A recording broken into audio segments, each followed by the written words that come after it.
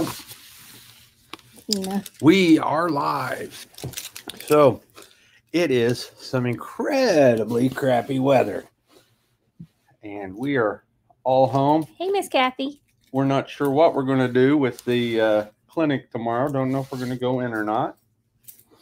But thought we would talk about the functional medicine tree of life. And basically, this is the philosophy with which functional medicine operates. And it's summed up in a really nice picture. So I will start to draw and do a little bit of talking. But as much as I would like to say that you've all heard me talk about the 4 pillars. The functional medicine tree. Yeah, we're like fighting for space. I need to move. How about I just hold that over here? You took my coffee from me. Now you can put that on the edge of the computer. Don't spill it. I'll keep it on you, and then as I draw, I'll do whatever. But we talk about the 4 pillars to health. I call them 4 pillars. They actually take community and stress and break them apart. So you have sleep. I just got warm all of a sudden. Nutrition. Stripping off all my stuff. It got real hot in here real quick. Movement. And movement and exercise kind of go together. I don't have my stylus, so I couldn't attach it all and show it. He's just going to draw for you tonight. So you get to see my kindergarten drawings. Stress and community.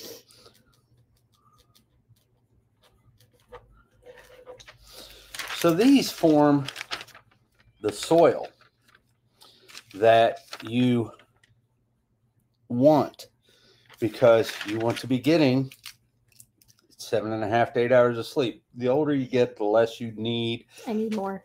But yeah, everybody's an individual. I can get away with 7. She takes more. I used to get away with a lot less, but now I just like my sleep. Well, you beat yourself into. I'm catching up. So these feed into your genetics and how your genetics will express. So you hear epigenetics. So food is more than energy. And you will hear some functional medicine doctors talk about food as being, holy crap, the dog went swimming in the snow. She is so. Yeah, you have to show you. I did too, because I had to hand feed Libby! I was going to show you Libby. I had to Here she is. feed the horse. So your genetics work off of your mental, emotional. Horse out of the scoop because I couldn't get the thing up, so I just. Oh, that was nice. Better out of the scoop. That was very nice of you to stay out there. Did you leave the scoop out there? No. Okay. And spiritual. And then over here, it deals with your attitudes I have a bad one. and experiences. He said so.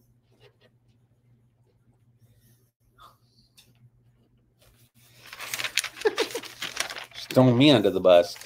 So you see how the genetics are fed and influenced by your mental, emotional, and spiritual habits and your attitudes and experiences. When they talk about spiritual, we're not talking about religious. We're not talking about, are you whatever denomination? Do you have a spiritual practice? Do you believe in something higher and greater and whatever? Because that helps with purpose.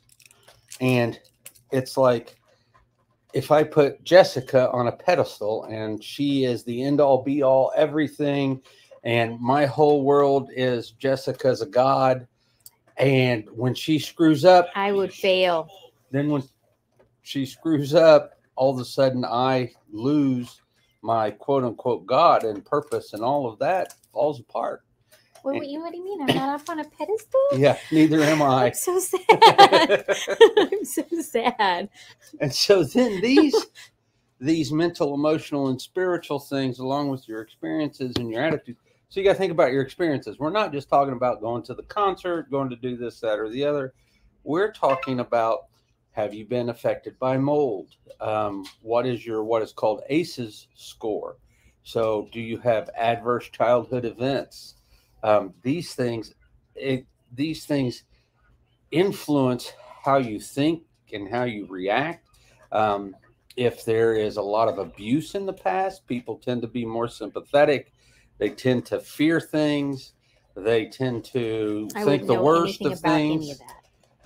They are just, everything hinges on the worst possible thing that's going to happen. So then you start to feed into for functional medicine, it's called the 7 nodes. So you have 7 nodes, or we can start to break things down into systems. And so as we break the things down into systems, we're talking about the communication or hormones.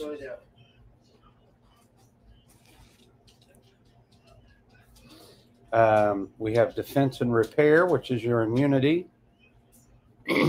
You're also helping me study. I have a test coming up, and this is on the test. Libby's still mad at us. She was going to go to the clinic today and be a clinic dog. She had her coat on, was ready to go out. She actually did go out. Put her in the back. She climbed to the front. So we got her out, tried to put her in the back, and she decided no, she came back in. She wasn't going with us. She was like a 3-year-old. Yep, threw a fit, left her at home. She did. So then we go into defense and repair, biotransformation, and detox. So when you're looking at hormones, you have to start to think about, they call it PTSD as their next moniker. PTSD is, do you have production of hormones? Do you have transport of hormones? Do you have sensitivity to the hormones? And then last but not least, do you detox the hormones? Because if your hormones keep hanging around, we've all heard of the hormone-dependent breast cancers and things like that. Those are the things that feed into that. Then you have energy, which is mitochondria and the microbiome. We have assimilation. And assimilation is a really kind of a root cause node. So assimilation goes into your GI. Are you breaking down your foods? Are you taking in the nutrients? Are you able to process the nutrients? Is your microbiome there so that you can produce the B vitamins and things that we can't endogenously take in? Next is transport. So this is your lymph, muscles and lymph. T is transport. S is structural. And structural includes bones, but it also includes the cell. How is the fatty layer around the outside of the cell? Is your transport system able to bring in your omega-3 fatty acids so that you can make good structure? So those are the 7 nodes of the matrix. 2, 3, 4, 5, 6, 7. So your genetics start to express into these things. So where do you have problems? And this is why some people will have problems with digestion, and they will get ulcers, and they will get diabetes, and they will get these things. Then some people will have problems in energy, and they get chronic fatigue, and they do those types of chronic fatigue, mitochondrial disorders. If you start to get problems in defense and repair, and it can't shut itself down, you get autoimmune issues. But most people get combinations of them. And usually it's 2 to 3 nodes. And so then you got to figure out how you want to start to address those nodes. And that's where you start down at the bottom and you build up the soil, you build up the foundation. So then the genetics can start to help themselves. But you may have to help with some herbs, vitamins, supplementation, nutrition, stuff like that. Then we start to see where we're having signs and symptoms in organ dysfunction. So if things are allowed to go long enough, we just, What did I do? so he just said he just sleeps all the time. Well, the question there is why? Is it something to do with energy production? There could be a myriad of issues there.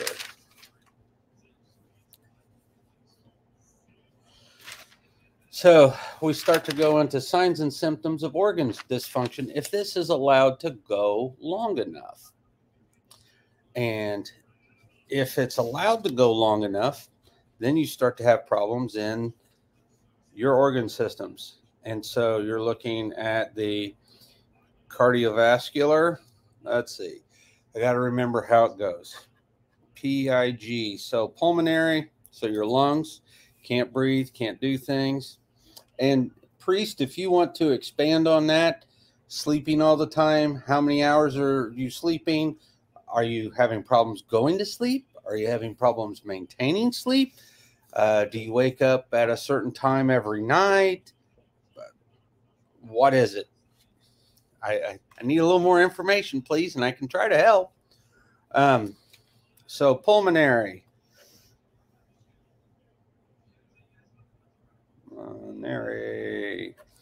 And then we go into immune or immunological.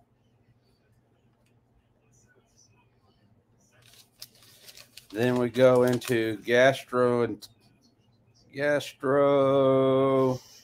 And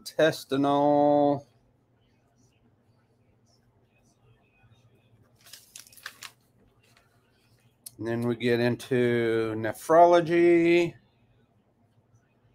So are you having problems with your kidneys? Are we having problems with, too much urination, not enough urination? Are you not clearing out the toxins? Once again, that goes back to biotransformation and stuff like that. Nephrology, endocrinology,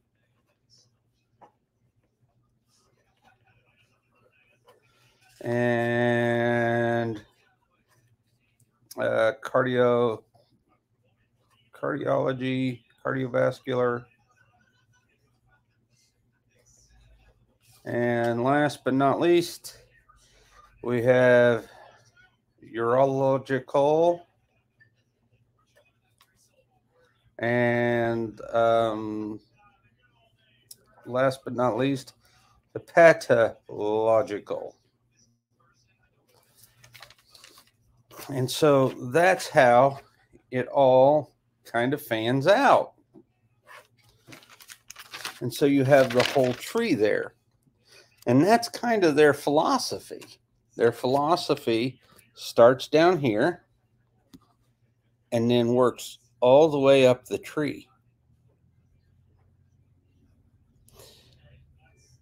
And so that's why we take a very detailed history. Maybe it's, but your video is blurry and I can't read your paper. We're at home on the internet here, and our internet here is not high speed. Sorry. It's just the way it goes. I'm actually linked to the iPad because it's faster than the home account. But you can catch this on, you can actually go to YouTube and it will be recorded in high def. Sorry. The streaming sucks. I made him come home because there was a storm. So that is the philosophy of why. Now, how much damage has been done? And that's the next thing that you got to kind of think about, because just working on the foundation. Hey, Susan. Just working on the foundation. starts to set you up to heal right. And so the next part of the philosophy for functional medicine is it's called the 5R program. You've got to remove the offending foods. So my patients hear me talk all the time about, hey, if you're trying to take golden fusion and omega-3 fatty acids and turmeric and garlic, and you're eating onions and peppers, and you're doing all these things that are very anti-inflammatory, ECGC and whatnot, and yet you don't change the way you're eating, my analogy is it's like trying to pee on a 4-alarm fire. You just cannot put the flames out. And so sometimes you have a problem with, you can get the flames out, but then you haven't done anything to rebuild. So that's why it's very important I like having people work with a functional medicine coach and doing an elimination diet, because then they can start to identify offending foods. So for those of you that are on here that have worked with us and you haven't worked with a functional medicine coach, that's something to think about, because those coaches are at your phone's reach. They actually know. They took us through the functional medicine elimination diet. And so the good thing is We probably should do that again. the good thing is we didn't have Yeah, anything. We showed them our pantry, and she's like, wow. We had to get rid of eggs. Uh-huh. Eggs, dairy. Actually, those are so inflammatory. You feel better when you're not eating I'm dairy and you're not eating eggs. I just got to get rid of it. I mean, I don't eat a whole lot of it, but when I do, I just feel bad. But it's very simple to get these things down. And phenotypically, I don't look the best, but I can still go play, right? I still get around. I do everything I want to do. You know, if I wanted icing on the cake, I'd get back into the gym, but neither the time nor desire. I like the bicycles, so we need the snow to melt and the spring to come. We need to move Florida. I'd say we just keep on going, go all the way to Mexico. Yeah, so that'd be nice. Then I wouldn't have to worry about my vitamin D levels. Nope. But that's where your choices matter and the choices count. I really wanted to talk today about showing you guys the Be Free stuff that we were introduced to at the functional medicine seminar. I have shown probably 60 or 70 patients this stuff. They've all loved it. And it's awesome. It's almonds, almond flour, coconut. There's 4 flavors. There's original, apple pie. There's this berry one, and I love it. It's got cranberries in it. It's pretty tart. I like it. And then there's a chocolate buzz, which is made with real cacao. And, you know, if you're going to eat out of you've all heard my alliteration, don't eat from boxes, bags, or anything with a barcode. Those are the big 3. But if you're going to eat from a bag and a barcode, that's the way to do it, because it's all locally made in Indiana. It's an Indiana company, and honey is a homeopathic. She actually created the snacks for her child that had autism or something.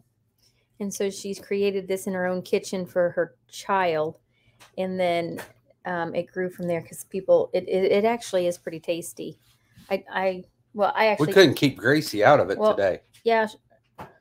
She was in it, but I actually had at the seminar, I actually got a bite. And it was actually really good. So I think I'm going to buy a case for the clinic and then bring some home. Anyway, I have a funny story because it's snowing here. Actually, this is like the first snow we've had for like a whole year. It's pretty nice snow out there and ice. So yesterday I actually went to the grocery store, not because it was going to snow, but just because I wanted something. I needed something. So, and we buy fresh stuff, so it doesn't last. So I have to go get, lettuce and things like that. So I go in the store, and I've never had anybody approach me like first thing in the store, like, we're just going to warn you now, we don't have any food. Like we're out of everything. So I'm like, oh, okay. So I walk over to the produce. There's all kinds of beautiful produce. There's all kinds of fruit. I'm like, well, there's plenty of food here. There's nothing I'm missing. And I go, oh, one thing, I was trying to find guacamole because then I thought, I'll just make it myself. So I went back to the avocados. There was guacamole. And then I know. And so when I went back around the corner, they did truly have no food. They had, if it's food, they had soda pop, very little. They were out of chips, crackers. There was no frozen pizzas. All the convenient foods were gone. Lots of the cheese. So I'm like, whoa, this is crazy. Like, you're really out of a lot of stuff. But there was plenty of real food left. Well, and that's the thing. If you know how to cook, you don't have to depend on them. You know, you don't have to depend on somebody else cooking for you. It is called Be Free. And they are all warrior mixes. And that's the berry one with the cranberries that I really like. That has a little added extra sugar to take down some of the tartness. But if you look at all the others, they are there's no added sweetness other than the honey. Be Free, right? Be Free. How do you spell it? Beefree. Like bumblebee. So, other than that, we were going to show you what we made today for dinner and just show people how easy it really is. I messed the day up completely. How long did that take you to make? Like, you weren't gone. Well, took me 45 minutes to go to the bank and back. And so I was done when he got back, and I was like, oh, I'm sorry, I forgot that you wanted to do this. But I had done a chicken pot pie, rosemary chicken pot pie. And instead of putting instead of putting any pastry, I make mashed potatoes. I don't put any milk. I just mash potatoes up with good pasture raised butter, and I forgot the salt. And then you whip that up, and I usually pipe it on top of my chicken mix, which was just chicken, mixed vegetables, and some cream of chicken, salt and pepper and rosemary. And then you bake that, and the longer you bake it, the potatoes actually take on the life of pastry, really. You can't taste the difference. And then I made these amazing jalapeno poppers. They were these huge peppers. They were probably like that big. They were at least 4 or 5 inches long. And I filled them with just cream cheese, and then I put some of them in, actually all of them went into mozzarella shreds, and then I wrapped uncured bacon around them. And we cooked those for 30, maybe 35 minutes. Oh, they were so then broiled them. And then we broiled them to crisp the bacon on top. They were just awesome. They were spicy. I don't know what kind of poppers they were. Fabulous. They were so good. We had to just stop eating to save 2 for Casey. Well, I had 2 and I was plenty. Of course, then I had to have the third, which I didn't need. And I was so full. But there was just a pepper, probably 2 tablespoons of cream cheese, maybe 3 on some of them because they were really big. Probably a tablespoon maybe of mozzarella. And then some of them were wrapped in bacon, some of them weren't. It was good. You should try it. Well, everybody, I think that's enough of us for tonight. We got to go take some pot pie over to Granny. We're making our rounds to all of our old people we like. I would like to say something about that trail mix. She ate it all. What, Piglet? I was going to say the apple one was my favorite. She liked the apple pie. Yeah, that one was definitely the best out of all of them, in my opinion. And Tina also liked that one. Her tell was she thought she was real sneaky. She can't close the bags. She left all the bags open. She's like, how'd you know? Have a good night. Be safe. Did you figure out I took some after you left?